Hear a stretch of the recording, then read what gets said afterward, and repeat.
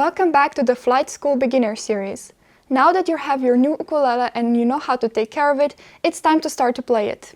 First of all, sit somewhere comfortable but where you can sit with a straight-backed posture. Depending on the size of your uke and the size of you can rest it on your lap like this, or hold it to your chest with your right arm gripping the body of the ukulele like this. Whichever feels the most comfortable for you.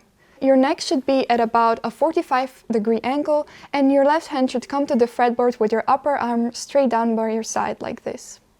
Using a strap is always an option and can make holding your ukulele at a comfortable angle much easier, and also enables you to hold your ukulele standing up. Flight have lots of different options for different designs for a strap like these. So it can be a fun way to personalize your ukulele too. The most important thing about holding your ukulele is your ability to strum from the elbow like this. And not just strum from your wrist like this. You should be strumming where the body of the uke meets the fretboard here. You will find that this produces the most well-rounded tone.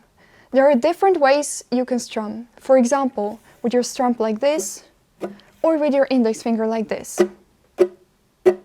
Most players tend to prefer to use the index finger, as you can get a nice strong sound with the fingernail strumming down and a softer sound when you strum up.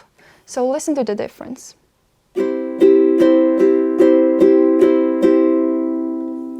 When you play with your finger, you should be aiming for an action like this, kind of like you're pointing to the ceiling and then flicking your wrist down like you're shaking off water, and then end up pointing to the floor.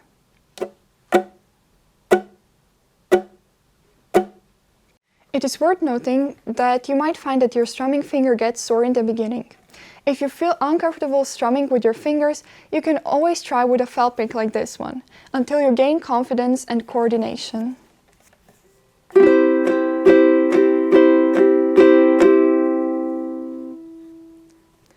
In terms of strumming patterns, just practice doing down strums like this at first. 1, 2, 3, 4, 1, 2, 3, 4. When you feel comfortable with the down strums, try adding in the up strum too.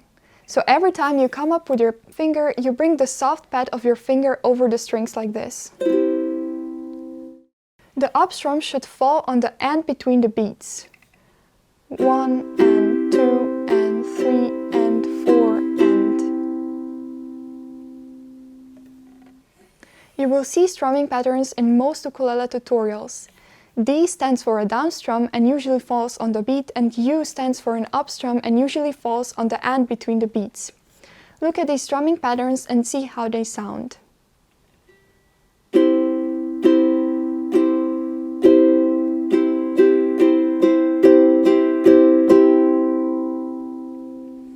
Well done! Now you can strum your ukulele.